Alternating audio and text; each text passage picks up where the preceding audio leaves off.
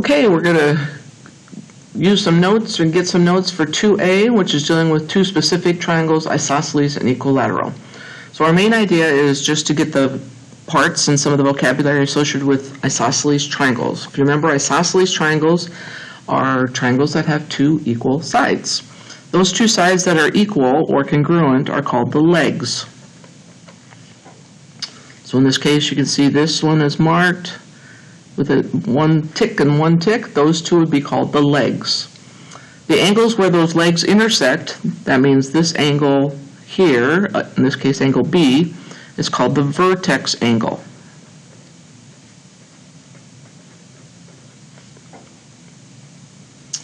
The side opposite the vertex angle, which is down here, this side right here, is called the base.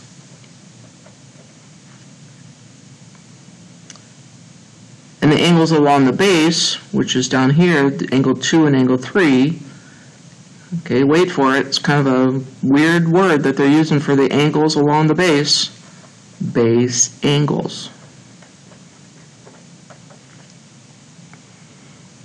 Alright, so if two sides of a triangle are congruent, such as this one that's isosceles, then the angles opposite those sides are congruent. So opposite means to go across here.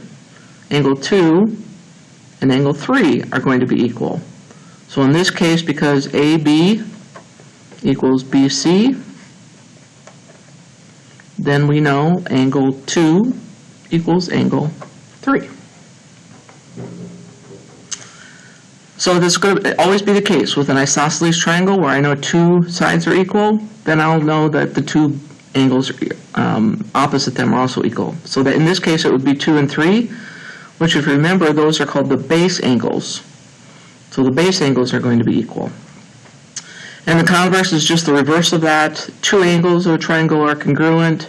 So in this case, if angle 2 equals angle 3, then we'll know that the opposite sides are also going to be congruent or equal.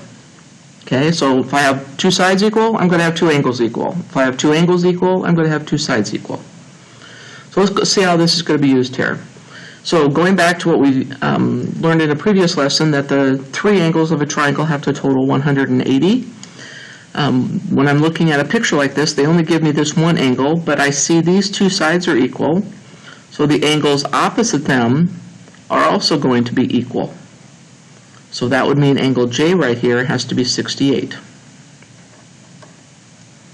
And then to find angle K, this vertex angle, I'm just going to add 68 plus 68, subtract that from 180, and I'm going to get angle K is 44. So again, 68 plus 68 is 136. 180 minus that gives me 44. Number 2, I have two sides that are marked equal. The angles opposite them are equal, so this one is going to equal this one. Those are the base angles, angle C and angle E. The vertex angle here at angle D is 106, so if I take 180, which I know they all have to total, and subtract that 106, that gives me 74 degrees. That 74 has to be divided equally between these two. So when I divide that by 2, I get 37 for each of those. Not bad, huh? Number 3, they want me to find a side and a missing vertex angle. So I'm given that these two angles are equal, which means in return, the opposite sides are also going to be equal. So if one side is 12, the other side is going to be 12 centimeters. To find the measurement of angle Y, I'm going to add the two that I know, subtract that from 180, and I get my missing vertex angle. So sometimes that vertex angle is going to be smaller than these two. Sometimes, like on this one, the vertex angle is going to be larger than the base angles.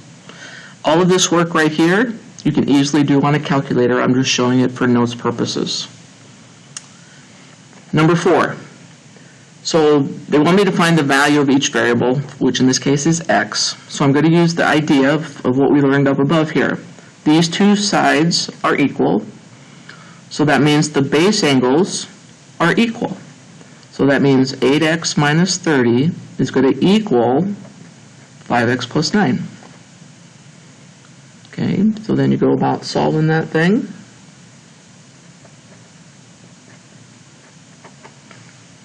Now, if you wanted, you could plug that back in to see if you actually did get the same measurement or the same degrees, and then you'd be good to go.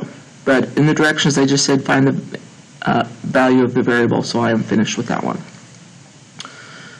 Number 6, they're showing me that these two angles are equal.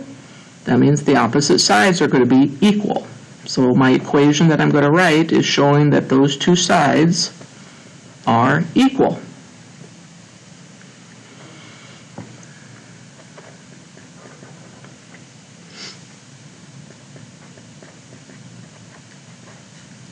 Value of my variable is going to be 3.